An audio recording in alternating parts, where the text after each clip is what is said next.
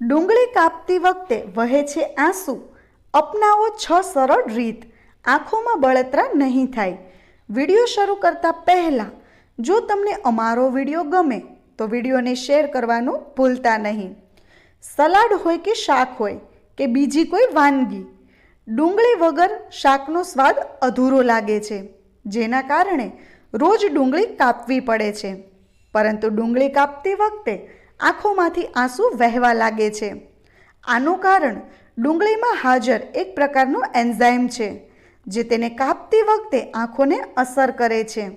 આવી સ્થિતિમાં કેટલીક ટિપ્સને અનુસરીને તમે આંસુ વહાવ્યા વિના સરળતાથી ડુંગળી કાપી શકો છો. તો ચાલો જાણીએ કઈ ટિપ્સની મદદથી ડુંગળી કાપવાથી આંખોમાંથી આંસુ આવતા નથી. 1. ડુંગળીને મૂળ બાજુથી કાપો. જ્યારે ડુંગળીને ઉપરની બાજુથી કાપવામાં આવે છે ત્યારે તેના ઉત્સેચકો આંખો પર વધુ અસર કરે છે, જેના કારણે આંખોમાંથી આંસુ વહેવા લાગે છે. ક્યારેક આંખોમાં બળતરા પણ થાય છે. એટલા માટે ડુંગળી હંમેશા મૂળ બાજુથી કાપવી જોઈએ. ડુંગળીને મૂળ બાજુથી કાપીને ઉત્સેચકોની અસર ઘટાડી શકાય છે. 2. લીંબુ મદદ કરશે. ડુંગળી કાપતી વખતે તમારી આંખોમાંથી આંસુ ન વહે તે માટે તમે લીંબુની મદદ લઈ શકો છો. આ માટે ડુંગળી કાપતા પહેલાં છરી પર થોડો લીંબુનો રસ લગાવો. આના કારણે ડુંગળી કાપતી વખતે એન્ઝાઇમ આંખો પર અસર કરશે નહીં, જે આંસુ અને બળતરાની સમસ્યાથી છુટકારો મેળવવામાં મદદ કરશે. 3. વિનેગરનો ઉપયોગ કરો. ડુંગળીમાંથી નીકળતા ઉત્સેચકોને તમારી આંખો પર અસર ન કરતા રોકવા માટે તમે વિનેગરનો ઉપયોગ કરી શકો છો. આ માટે ડુંગળીને કાપતા પહેલાં તેને વિનેગરમાં બોળીને રાખો.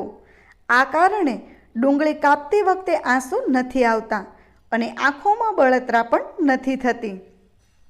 4. સીટી વગાડી શકો. ડુંગળી કાપતી વખતે સીટી વગાડવી એ પણ એક સારો વિકલ્પ બની શકે છે. હવે તમે વિચારતા હશો કે એ કઈ રીતે?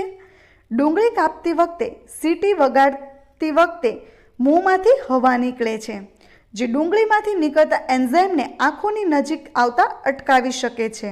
આના કારણે તમારી આંખોમાંથી આંસુ નહીં નીકળે. 5. ડુંગળીને ફ્રીઝરમાં રાખો.